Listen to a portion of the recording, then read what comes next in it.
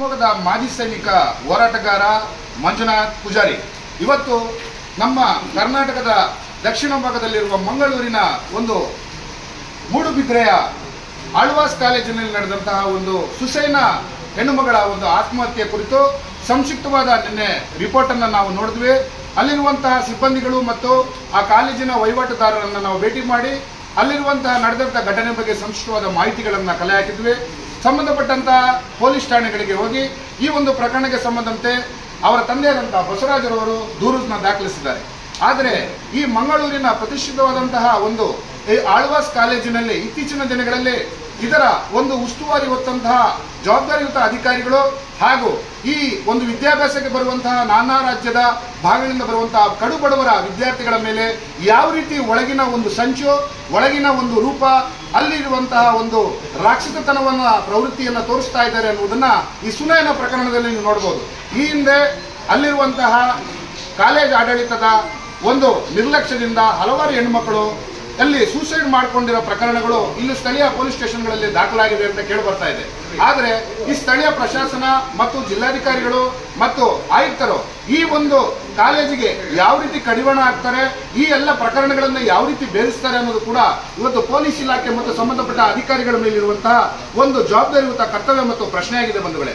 ಆದರೆ ಇವತ್ತು ಬಸವರಾಜನವರು ಒಬ್ಬರು ದಲಿತ ಕುಟುಂಬಕ್ಕೆ ಸಂಬಂಧಪಟ್ಟಿರುವಂತಹ ಹೆಣ್ಣುಮಗಳು, ಆ ಹೆಣ್ಣುಮಗಳು ತನ್ನ ತಂದೆಯೊಂದಿಗೆ ಸರಿಯಾದ ರೀತಿಯಲ್ಲಿ ಮಾತಾಡ್ತಾ ಖುಷಿಯಿಂದ ಇದ್ದಂತ ಹೆಣ್ಣುಮಗಳು ಇದಕ್ಕಿದ್ದಂಗೆ ಒಂದು ನೇಣು ಬಿಗಿದುಕೊಂಡ ರೂಪದಲ್ಲಿ ಅವಳು ಆತ್ಮಹತ್ಯೆ ಅನ್ನೋ ಒಂದು ಪತ್ರವನ್ನು ಬರೆದು ಆತ್ಮಹತ್ಯೆ ಮಾಡಿಕೊಳ್ತಾಳೆ.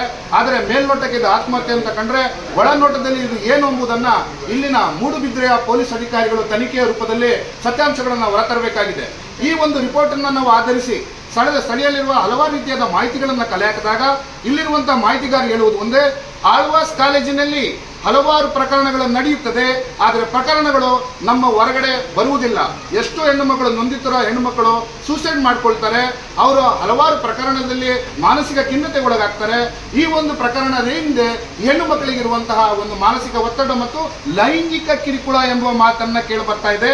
ದಯಮಾಡಿ ಸಂಬಂಧಪಟ್ಟ ಜಿಲ್ಲಾಧಿಕಾರಿಗಳು, ಸಂಬಂಧಪಟ್ಟಂತಹ ಆಯುಕ್ತರು ಯಾರು ಈ ಒಂದು ಆಳ್ವಾಸ್ ಕಾಲೇಜಿನ ಉಸ್ತುವಾರಿ ಹೊತ್ತಿದ್ದಾರೆ, ಅಲ್ಲಿ ಜವಾಬ್ದಾರಿಯುತ ಅಧಿಕಾರಿಗಳಿದ್ದಾರೆ, ಅವರನ್ನ ಕೂಡಲೇ ಕಾನೂನು ರೀತಿಯಲ್ಲಿ ಬಂಧಿಸಿ ಅಲ್ಲಿ ನಡೆದಂತಹ ಪ್ರತ್ಯೇಕ ಪ್ರಕರಣಗಳ ಬಗ್ಗೆ ತನಿಖೆ ಮಾಡಿ ಇವತ್ತು ಕರ್ನಾಟಕದ ಒಂದು ದಲಿತ ಹೆಣ್ಣುಮಗಳಿಗೆ ನ್ಯಾಯ ದೊರಕಿಸಿಕೊಡುವಂತ ಕೆಲಸ ಇವತ್ತು ಜಿಲ್ಲಾಧಿಕಾರ ಮತ್ತು ಇಲ್ಲಿರುವಂತಹ ಪ್ರಶಾಸನ ಮಾಡಬೇಕಾಗ್ತಾ ಇದೆ. ಆದರೆ ದೇಶದಲ್ಲಿ ಉತ್ತಮವಾದಂತಹ ಪರೀಕ್ಷೆಯನ್ನು ಬರೆದು CET ನೀಟ್ ಪರೀಕ್ಷೆಯನ್ನು ಬರೆದು ಬಡವಳಾದ್ರೂ ಕೂಡ ಇಂಜಿನಿಯರ್ ಆಗಬೇಕಂತ ಕನಸನ್ನು ಕಟ್ಕೊಂಡು ಬಂದಂತಹ ಸುನೈನಾ ಇವತ್ತು ತನ್ನ ಜೀವನದ ಮುಕ್ತಾಯವನ್ನ ನೇಣುವ ಹಗ್ಗದ ಕೊನೆಯಲ್ಲಿ ಉಸಿರೆಳೆದಿದ್ದಾಳೆ. ಆದರೆ ಇಂಥ ಒಂದು ಪ್ರಕರಣ ಎಲ್ಲಿಯವರೆಗೂ ಬಡ ಹೆಣ್ಣು ಮಕ್ಕಳ ಶೋಷಣೆ, ಎಲ್ಲಿಯವರೆಗೂ ಹೆಣ್ಣು ಮಕ್ಕಳ ಈ ರೀತಿಯ ಆತ್ಮಹತ್ಯೆ.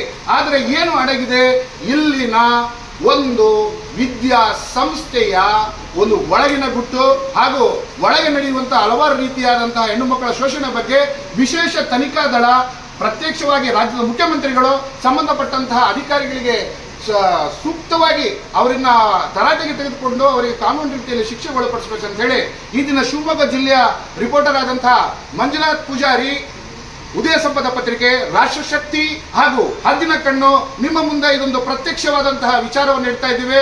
ಬಂಧುಗಳೇ, ಹುಷಾರ್ ಹುಷಾರ್ ಹುಷಾರ್. ನಿಮ್ಮ ಮಕ್ಕಳನ್ನ ಈ ರೀತಿ ವಿದ್ಯಾಭ್ಯಾಸಕ್ಕೆ ಕಳಿಸಿದರೆ ಅವರ ಯೋಗಕ್ಷೇಮವನ್ನು ನೀವು ನೋಡಿಕೊಳ್ಳುತ್ತೀರಿ. ಆದರೆ ಅವರು ವಿದ್ಯಾಭ್ಯಾಸ ಮಾಡುವಂತಹ ಸಂಸ್ಥೆಯ ಇತಿಹಾಸವನ್ನು ನೀವು ಒಂದು ಬಾರಿ ತಿಳ್ಕೊಳ್ಬೇಕು.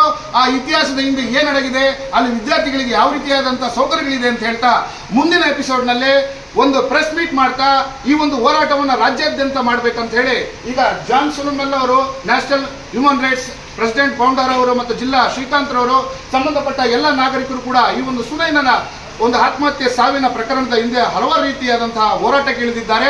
ಬನ್ನಿ ಬಂಧುಗಳೇ, ಕರ್ನಾಟಕದ ಜನತೆಗೆ ನಾನು ರಿಕ್ವೆಸ್ಟ್ ಮಾಡ್ತಾ ಇದ್ದೇನೆ, ಇದೊಂದು ದಲಿತ ಹೆಣ್ಣು ಮಕ್ಕಳಿಗೆ ನಾವು ನ್ಯಾಯ ಕೊಡಿಸುವಂತ ಕೆಲಸ ಮಾಡೋಣ.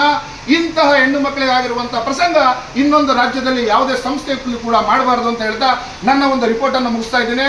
ಶಿವಮೊಗ್ಗ, ಮಂಜುನಾಥ್ ಪೂಜಾರಿ, ಉದಯ ಸಂಪದ ಪತ್ರಿಕೆ, ಕ್ರೈಮ್ ರಿಪೋರ್ಟರ್, ಮಾಜಿ ಸೈನಿಕ. ಜೈ ಹಿಂದ್.